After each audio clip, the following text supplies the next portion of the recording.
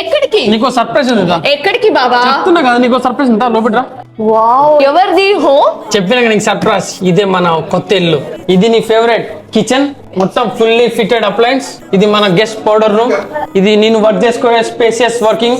నువ్వు అక్కడ కుక్ చేసినాక మన ఇద్దరు ఇక్కడ కూర్చొని తినబోయే డైనింగ్ టేబుల్. ఇది మన ఇద్దరం ఎంజాయ్ చేసే స్పేషియస్ లివింగ్ ఏరియా.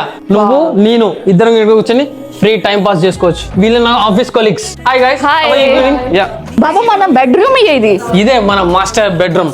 ఇది ఫుల్లీ ఫర్నిష్డ్. ఇంకా ఇటు సైడ్ వస్తే మంది వాకిన్ వార్డ్రోబ్, దాంతో లోపల ఆన్ స్వీట్ వాష్రూమ్. ఇంత స్పేషియస్ వాష్రూమ్, ఇది వాకిన్ వార్డ్రూమ్. మరియు ఇటు వస్తే మనం బెడ్రూమ్.